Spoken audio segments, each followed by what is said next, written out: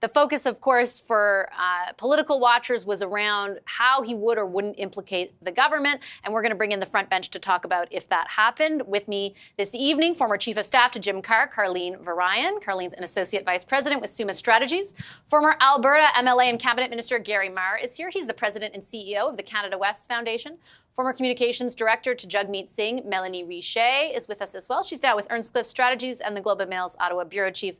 Bob Fife is here. All have been patiently listening alongside me for the last 2 hours. So Bob, I'm going to start with you, because if the goal was to ascertain if there was some kind of nefarious relationship that led to the awarding of these contracts, what did you come away with the impression? Well, look, I don't think it was a very good day for Dominic Barton. First of all, we find out, he says he was doing this for his country when he was acting as a $1 a year man.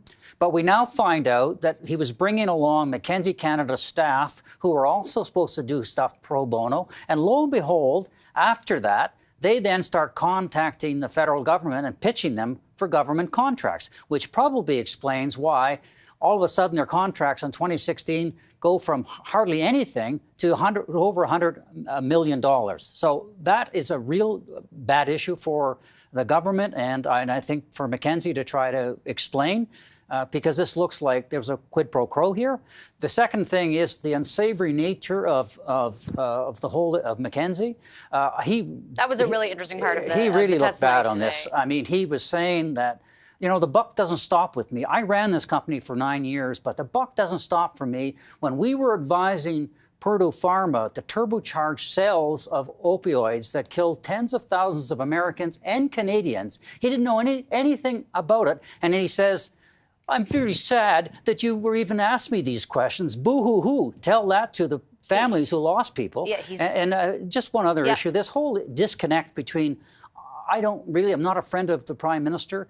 Well, the Prime Minister and the Finance Minister are on record as saying that he was their buddy. They knew him very well. So there is a real disconnect here between what he's now saying and what the Prime Minister and Ms. Freeland are saying. Yeah, well, and we're going to piece through some of it. First on the issue of Purdue, and we'll get to that in a moment. You're absolutely right. He said he was bewildered and saddened by the controversy around all of this, basically, but also that he said McKinsey's actions there were lawful, but a mistake. And then he was quizzed about that at length, really, throughout the rest of the testimony. But on the question of the personal relationship, first of all, before we get into like a debate over whether he established there wasn't one or whether, as Bob points out, there's some question marks there, Karleen, why is that question a significant one politically?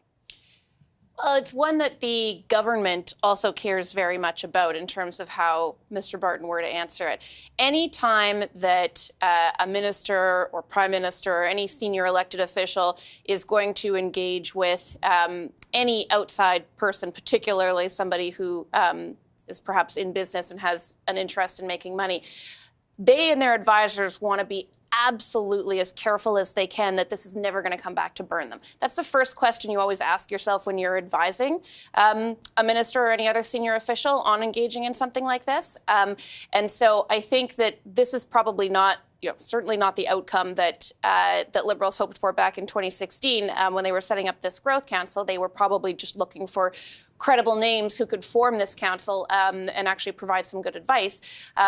I actually think that Mr. Barton successfully navigated that question today in the committee. I don't think that he left much room for doubt that there was cronyism of any kind. He very much, for the first part of the committee hearing, came across as somebody who was not particularly involved in the Canadian operations of his business, but who was called upon to serve and thought that it might be a nice thing to do and that's what he did. Now, I think he lost the thread a little bit later in his testimony, and we can get to that.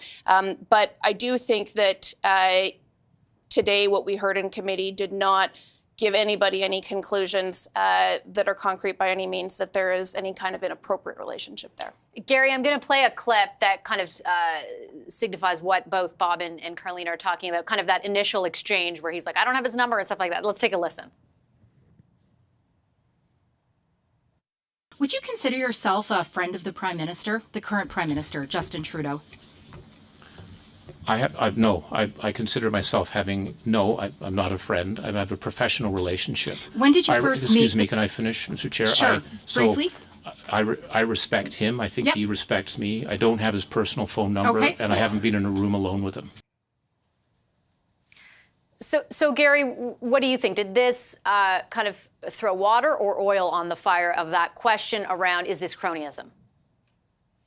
I think Mr. Barton was pretty consistent in his answer with respect to the nature of any personal relationship that he had with Prime Minister Trudeau. I think he was consistent. He was not flappable in his answers in this regard.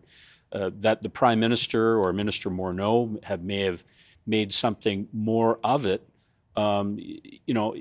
is not actually relevant to Mr. Barton's perception as to whether or not he was a friend, and he provided some information that suggests he does not have a private personal relationship, but that there is a professional one. And I think it's entirely plausible that you can have a professional relationship with an individual, such as the Prime Minister, without it being a personal friendship. So I think Mr. Barton was pretty consistent on that point. And I guess it shouldn't come as a surprise that people would want to be associated with Mr. Barton. He has an international reputation. He comes across as being very intelligent. He's clearly a well-connected individual as a result of his work with McKinsey. And it should not come as a surprise that he may have been asked to do work for both the Conservative government with Minister Flaherty and subsequently with a Liberal government under Mr. Morneau.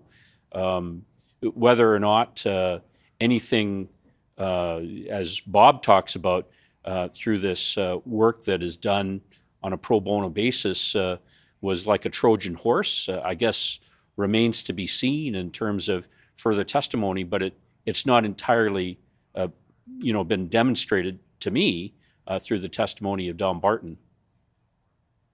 The testimony took a bit of a turn, and I think brings us to another set of questions, Melanie, around Mr. Barton's role as managing director of McKinsey and what happened while he was there and even since, and especially around this, and Bob alluded to it, and so did Carleen, around Purdue and the work that McKinsey did consulting that eventually led to a court case that was settled. They paid a lot of money because they were accused of turbocharging basically the sales of opioids that further contributed to overdose deaths because of opioids.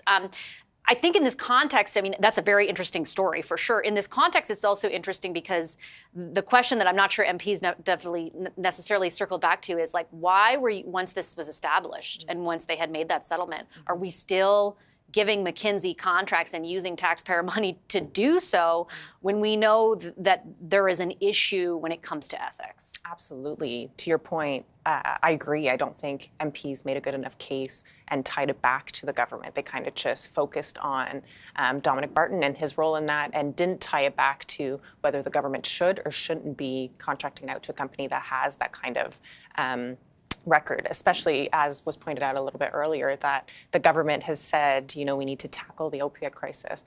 For a government that says it's committed to doing that, the disconnect between then giving contracts to a company that's been found to have to settle on this issue. I wish MPs would have spent a little bit more time on that. And I think for folks at home watching the committee today, that's kind of what I would have paid attention to. Why is our money going to that kind of firm?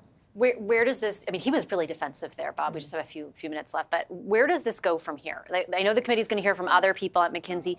Do you think that they continue to try and essentially establish the idea that there was cronyism, even though Barton said what he has? Well, I had originally assumed that because Mr. Barton was close to the Prime Minister or had been brought on by the Prime Minister and Mr. Morneau on the Growth Council and then became our envoy to China, that government just naturally assumed that, hey, McKinsey is really close to the Prime Minister, let's give them some contracts because that's good for us in government, right? But then we find out that, in fact, McKinsey Canada, which was helping him on this Growth Council, after the fact, were then proactively trying to get government to And give I them think contracts. one consultant had named Barton himself, we heard today. He didn't name Barton himself, and Barton says he didn't know anything about it. Maybe he didn't. But had invoked like a relationship in an email. But I think the MPs are going to have to focus on, they're going to have to call McKinsey Canada and say, you worked on the Growth Council,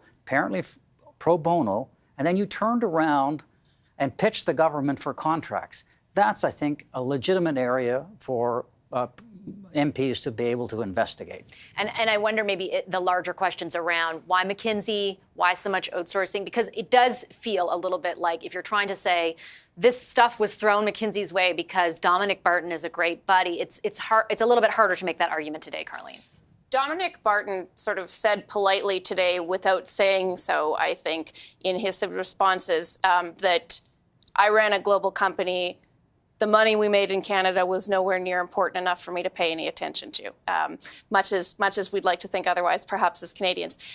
So I think that what this committee hearing has revealed for those of us who are watching, as well as for Canadians and for MPs, is really that the question that we want to be asking ourselves is not necessarily whether there were untoward arrangements between political leaders and people at the top of companies necessarily, but perhaps what the broader implications can be for a business that does do work pro bono for a government and how they may use that to make representations for the government or to the government for future contracts. And that's a fair question that the committee should probably explore in a little more detail. They should probably hear from Public Services and Procurement Canada to talk about what some of those processes are, and hear from consulting firms as well about how they go about their business. Gary, you had talked about this in the lead up to the appearance by Mr. Barton, and I should say we're just kind of standing by to see if he'll talk to reporters as he leaves that committee appearance.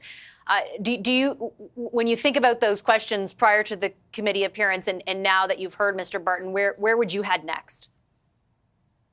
Well, I think that one of the things that Mr. Barton successfully did, in my view, was try and put McKinsey in the context of a whole host of other outsourcing of contracts. The growth of the number of contracts has grown dramatically from 2015 to the current year. I think it was reflected in the motion that was made by Mr. Johns at the end of the committee to sort of want to investigate other consulting firms and what they're doing. And I think these are good questions for the committee to be asking if they can provide something that's tangible that goes to PSPC, the Procurement Canada. That yields, better rules with respect to who you should contract with, what the terms of those contracts are, the thorough investigation of all potential conflicts. We have seen a couple of ministers get in trouble for issuing sole source contracts for communications to close friends of theirs, people that they socialize with. Those are all legitimate subject matters for this committee to be looking at.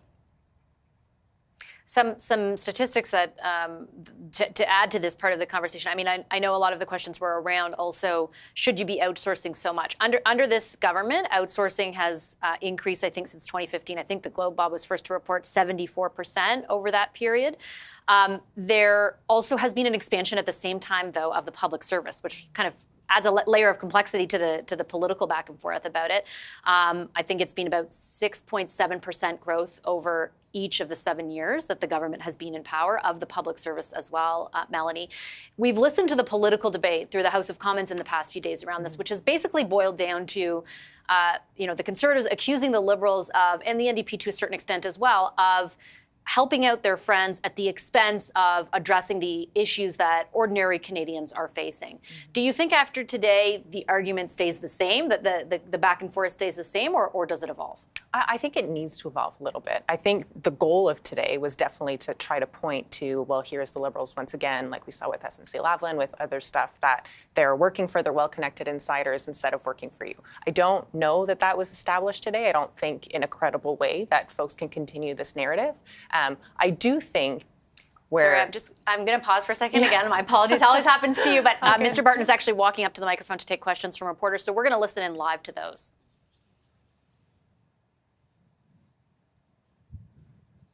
20 to 21. right, I wasn't even in the system. That's okay. In 20 to 21, I was the ambassador to China and had nothing to do with anything on that front. And I think, again, the point I was trying to make in there, a number of points. One, there was no special relationship between me and the Prime Minister to do things. None. Nothing like that. Two, all of the contracts that were done had to go through a process which is run by civil servants. It's not done by the political class. And I had no idea what those contracts were. You need to talk to the teams that were there and where it was. But I think this kind of fiction that there's some scheme going on is just not the case. So I hope that was clear. I'm going to have to. Were you surprised to be called to testify? No, on that one, can I say I heard about everything that was going on, and I actually proactively wrote to the clerk and said, I heard my name is in there. I'm willing to come and speak.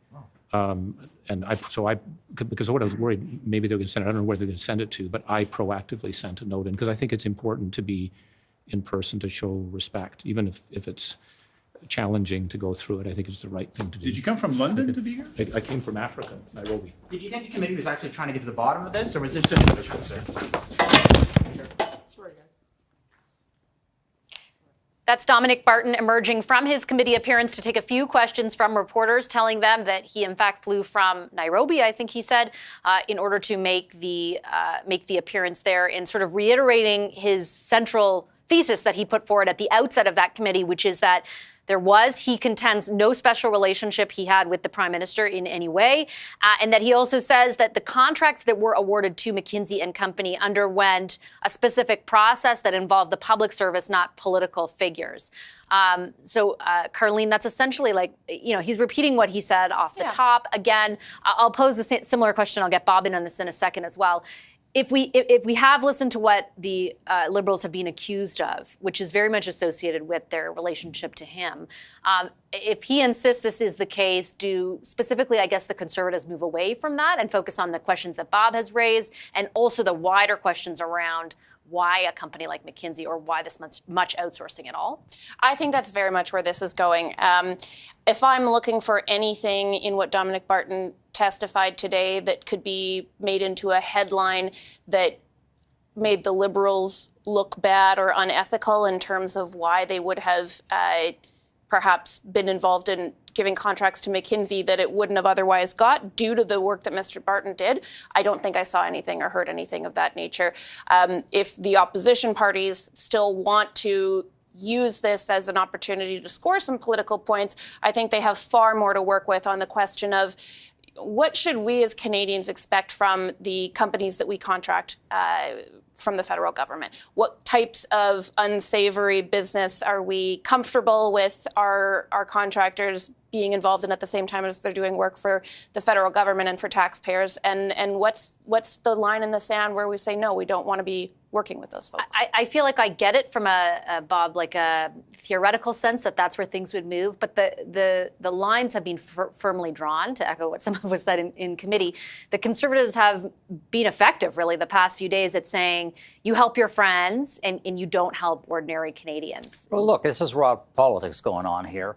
The Conservatives are trying to make mincemeat out of the Liberals on the economy, on inflation, and the effect this is having on working people. And they can point to a guy like Mr. Barton, who's a very wealthy guy, who is very elitist in a lot of ways, and can say, look, this is another instance of Liberals rewarding their friends.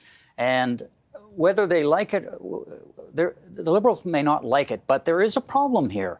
If Mr. Barton was setting up doing a $1 a year job for the government, and he was bringing along McKinsey Canada officials, and they then turned around and pitched the government for money, that smells. And I think that they will look at that. And then there's the whole unsavory aspect of this company that was involved in sales of opioids that kill people, the involvement of this company working for Chinese state-owned companies that built the islands in the South China Sea. There are a lot of problems with this. They're going to make the Liberals very uncomfortable with the Conservatives going after them on this. I'm going to just play a clip right now of Mr. Barton on those questions around the company itself, specifically around the work they did with Purdue and the lawsuit that was settled over opioids and turbocharging the sales of them. Have a listen to that exchange.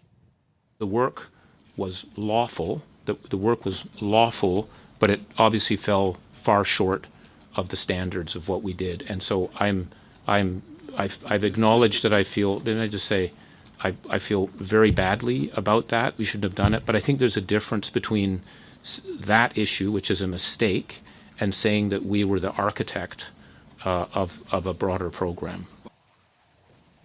Gary, Mr. Barton was sure of himself at the outset of that committee, certainly around questions about his own relationship with the Prime Minister and the awarding of those contracts and the process in place.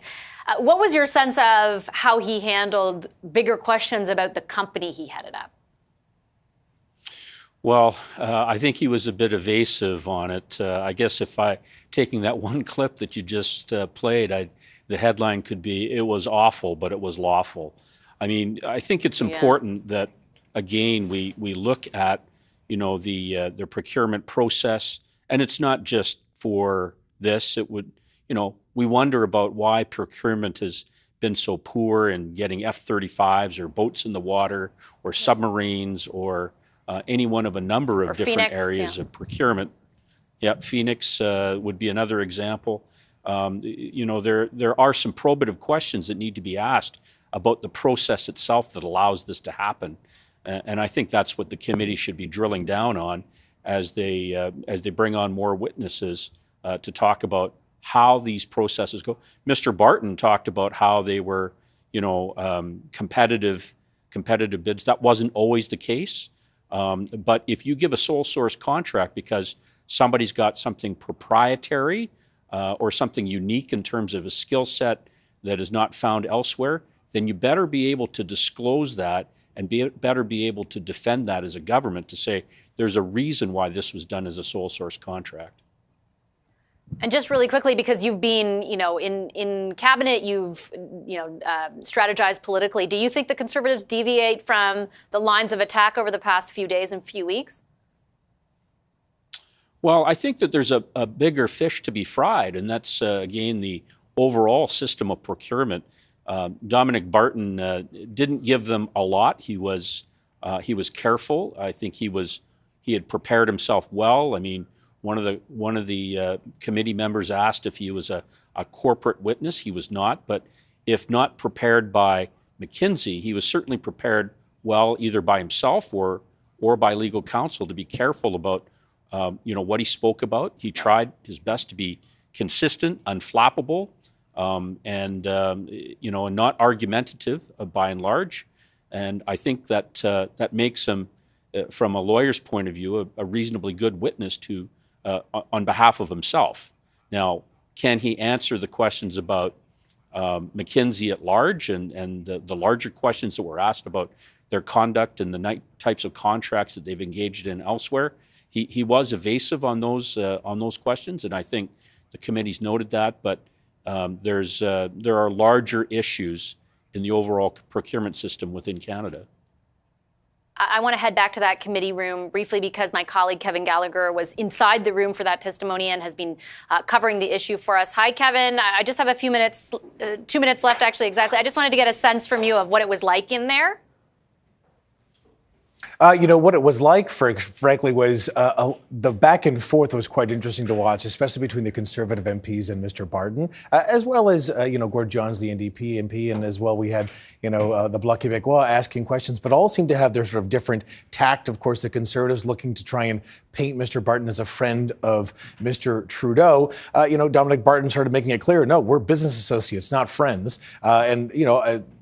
Tough as that might be to believe for the Conservatives, it seems, especially when they sort of read back certain statements that Prime Minister Justin Trudeau had said about Dominic Barton, which were quite glowing and complimentary of him. But Mr. Barton, of course, saying, well, that doesn't necessarily make us friends, beyond just sort of some of the work that McKinsey had done. So certainly, I think that there was a lot of look for a smoking gun, and there might just be smoke left in the room, Vassy. We shall see. Okay, I'll leave it there. Kevin, thanks very much for your report. The CTV's Kevin Gallagher. Just a quick final thought. I guess I have less than a minute. Bob, I'll give the floor to you for a second. I know you've been covering this extensively. Where your eyes are next. Well, I think that the opposition parties are going to have to call in McKinsey Canada and try to dig down on what they did after they did the work for the government on a Right. pro bono basis. And you got to remember, civil servants are going to be, if they're pitching them and they're saying, by the way, we work for the Economic Council, we'd like this contract. If you're a civil servant, you think they're really close to the Prime Minister. This was very important to them. Maybe we better give them a contract. Okay, That's the kind of thing we're going to have to see. But Okay, to Gary's lots to larger watch. point, I got to go. I'm sorry. The show's about to end. Sorry. yeah. We'll be back tomorrow. I'm sure. Bob Fife, Carleen Verheyen, Melanie Richer, and Gary Marr, thank you so much for your time tonight. I appreciate it.